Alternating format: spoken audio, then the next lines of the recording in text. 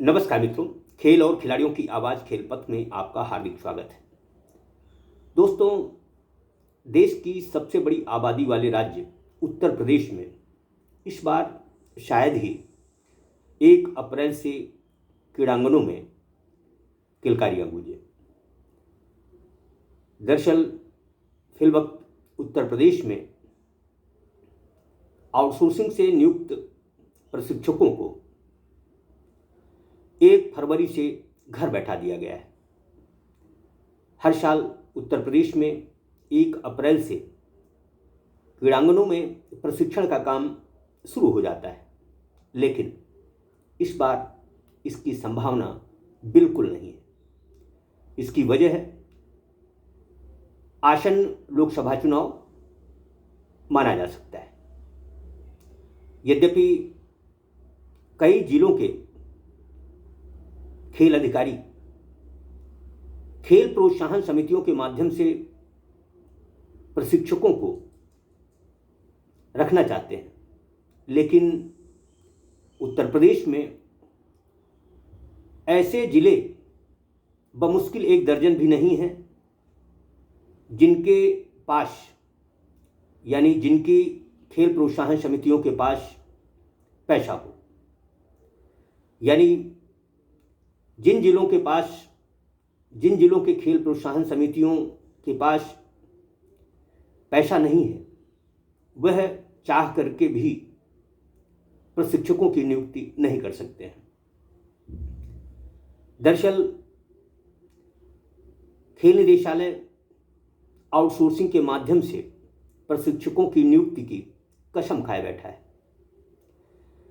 यही वजह है कि 1 अप्रैल से इस साल प्रशिक्षण का काम नहीं शुरू हो पाएगा।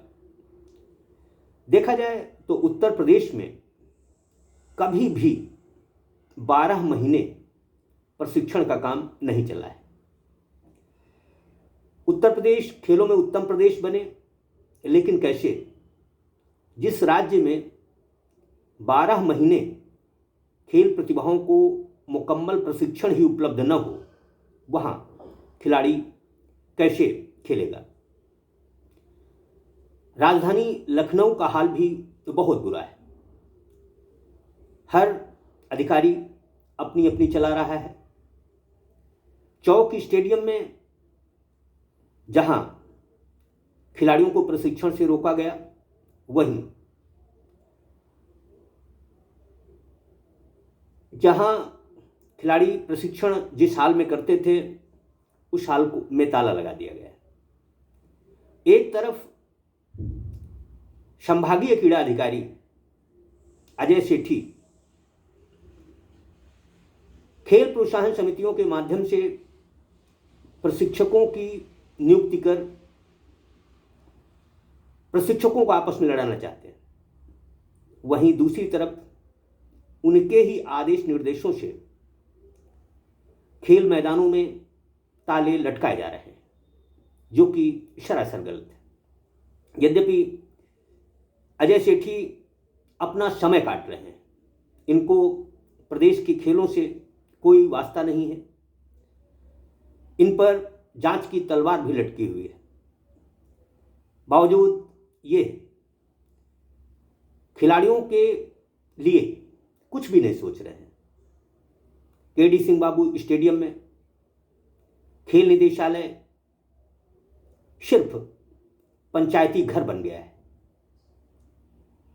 खिलाड़ियों को प्रशिक्षण कैसे मिले, खिलाड़ियों को प्रशिक्षण कौन दे, इससे बेखबर खेल अधिकारी बड़ी बड़ी योजनाएं बना रहे हैं। उन्हें मुख्यमंत्री को बता रहे हैं। मुख्यमंत्री योगी आदित्यनाथ उनका बखान कर रहे हैं। पिछले लगभग 1.5 साल से 50 अंतर्राष्ट्रीय खिलाड़ी उत्तर प्रदेश को 1.5 लाख रुपए प्रतिमाह के मानदेय पर नहीं मिले।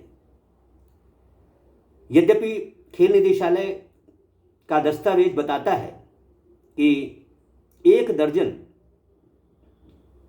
ऐसे अंतर्राष्ट्रीय खिलाड़ियों की नियुक्ति की जा चुकी है, लेकिन सच ये है कि सिर्फ अभी तक 11 खिलाड़ी मिले।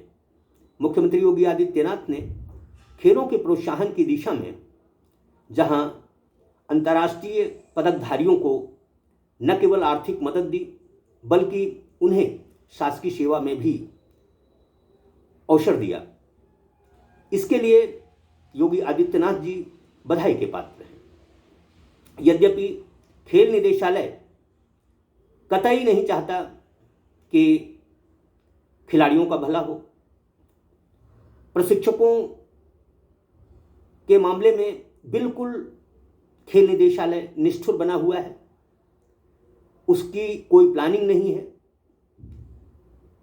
जो भी काम हो रहा है, जो भी राष्ट्रीय स्तर की प्रतियोगिताएं हो रही हैं, प्रदेश के खिलाड़ी अपेक्षाओं के विपरीत प्रदर्शन कर रहे हैं। इसकी वजह साफ है।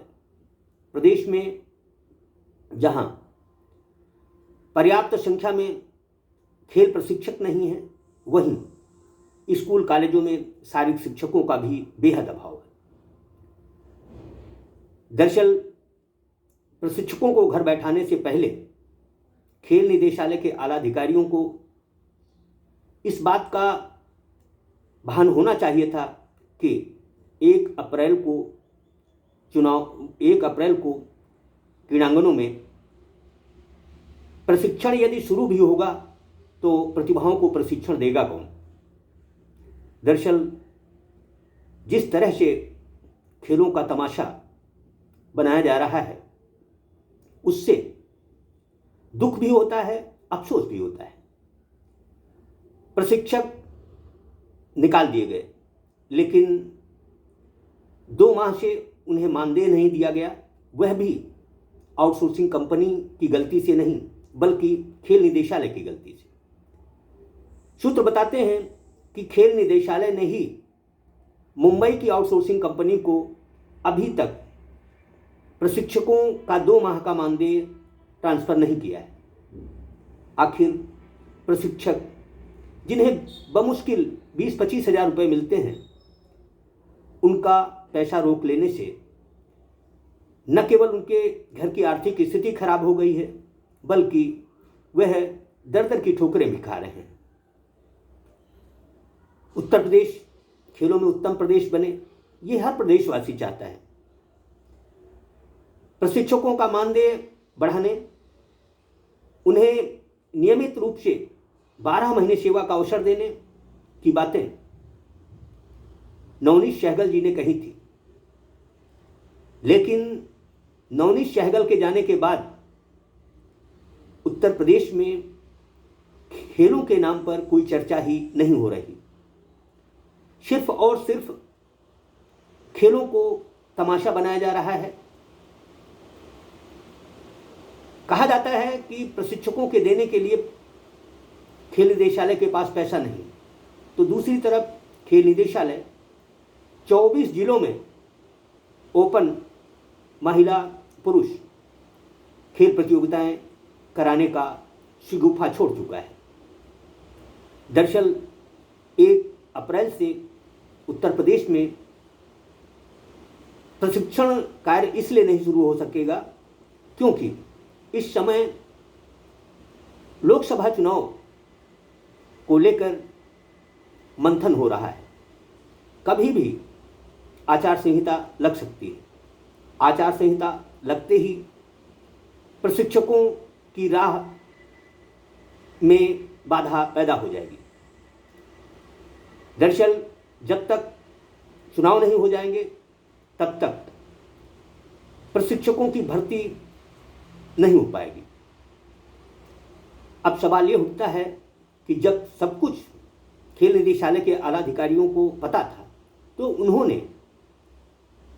कुछ महीने प्रशिक्षकों की कार्यावधि को बढ़ाने का काम क्यों नहीं किया। यद्यपि कहा जा रहा है कि आउटसोर्सिंग कंपनियों का 3 साल का अनुबंध समाप्त हो गया था, इस वजह से ऐसा नहीं किया गया।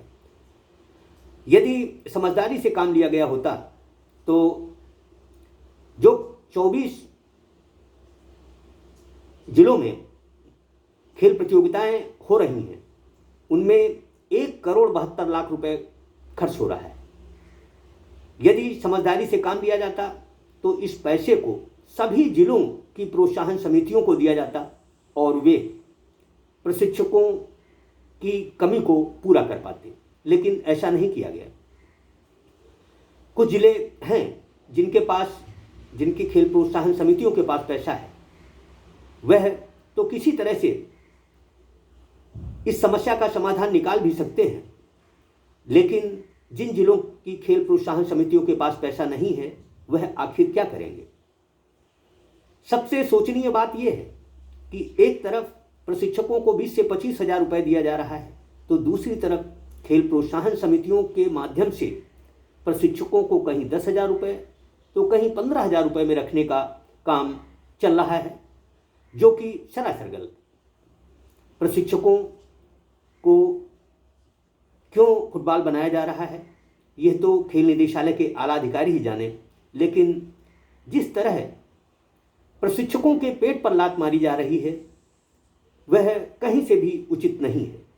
खेलपथ मुख्यमंत्री योगी आदित्यनाथ जी से विनम्र आग्रह करता है कि वह खेल निदेशालय की कारगुजारियों पर न केवल संज्ञान लें, बल्कि जिस तरह खेल निदेशालय के अधिकारी खेलों को तमाशा बना रहे हैं उस पर कड़ी से कड़ी कार्रवाई करें। यदि प्रशिक्षक ही नहीं होंगे तो खिलाड़ियों को प्रशिक्षण कौन देगा। 1 अप्रैल से क्रीड़ांगनों में किलकारियां कैसे गूंजेगी, इस बात का संज्ञान लेते हुए मुख्यमंत्री योगी आदित्यनाथ को खेल निदेशालय के आला अधिकारियों से पूछना चाहिए कि आखिर यह क्या चल रहा है।